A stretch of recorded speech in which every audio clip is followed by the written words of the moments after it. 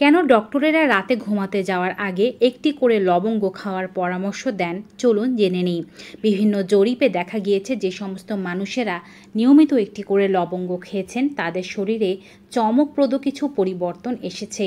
আমৃত্যু তারা সুস্থ থাকতে পেরেছেন, কোনো রোগ তাদের ধারের কাছেও আসতে পারেনি।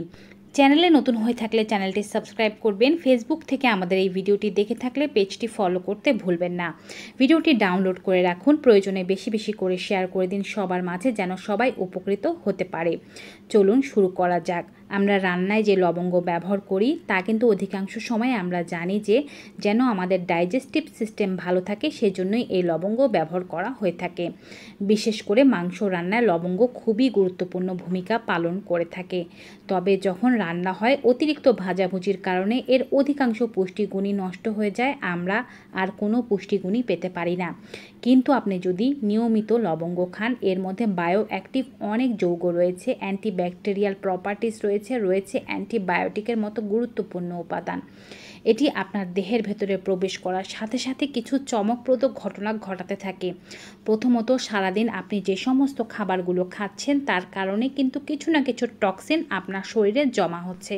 এই টক্সিনের মাত্রা আপনার শরীরে যত বাড়তে থাকবে, বিভিন্ন ধরনের রোগ আপনার শরীরে বাড়তে থাকবে। নিয়মিত আপনি লবঙ্গ খেতে থাকলে এই টক্সিন প্রতিদিনই পরিষ্কার হয়ে যাবে। ঠিক যেমন আমরা আমাদের বাড়িঘর নিয়মিতই পরিষ্কার রাখি বলেই পরিষ্কার থাকে, শরীরকে পরিষ্কার রাখার জন্য কিন্তু লবঙ্গ ঝাঁটার মতোই কাজ করে থাকে।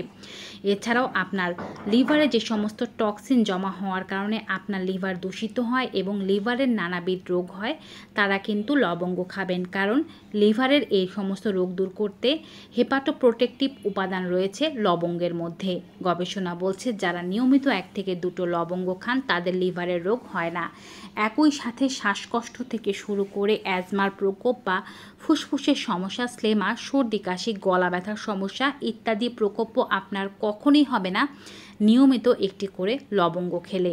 লবঙ্গ যারা চিবিয়ে খেতে পারেন তাদের মুখের স্বাস্থ্য খুব ভালো থাকে। মুখের মধ্যে ঘা বা আলসার হওয়ার সমস্যা হলে সেটি হয় না। দাঁতের মধ্যে যদি হলুদ ভাব হয়ে থাকে, কালো ভাব হয়ে থাকে কিংবা দাঁতে পাথর টারটার জমা হয়ে থাকে, নিয়মিত লবঙ্গ খাওয়ার মাধ্যমে এটি ভালো হয়ে যায়। মুখের দুর্গন্ধের সমস্যা থাকে না। এক কথা, দাঁতের পোকা থেকে শুরু করে দাঁতের স্বাস্থ্যের যে কোনো সমস্যার ক্ষেত্রে লবঙ্গ শুধুমাত্র মুখে রেখে চিবিয়ে খাওয়া উপকারী। এছাড়াও নিয়মিত লবঙ্গ খাওয়ার মাধ্যমে আপনার পেটের স্বাস্থ্য ভালো থাকবে, হজম খুব ভালোভাবে হবে। আপনি যে খাবারগুলো খাচ্ছেন সেগুলো পেটে দীর্ঘক্ষণ পড়ে থাকবে না, বদহজমের সমস্যা হবে না, গ্যাস্ট্রিক অ্যাসিডিটি হবে না। যখন গ্যাস্ট্রিক অ্যাসিডিটি আপনার হবে না তখন কনস্টিপেশনও হবে না। রোজ সকালবেলা মল ভালোভাবে ক্লিয়ার হতে সাহায্য করে লবঙ্গ। লবঙ্গ খাওয়ার মাধ্যমে ত্বকের ব্রণ দূর হয়ে যায় এবং মুখের ওপরে যদি অতিরিক্ত তৈলাক্ত ভাব থাকে সেই তৈলাক্ত ভাবও দূর করতে সাহায্য করে থাকে লবঙ্গ।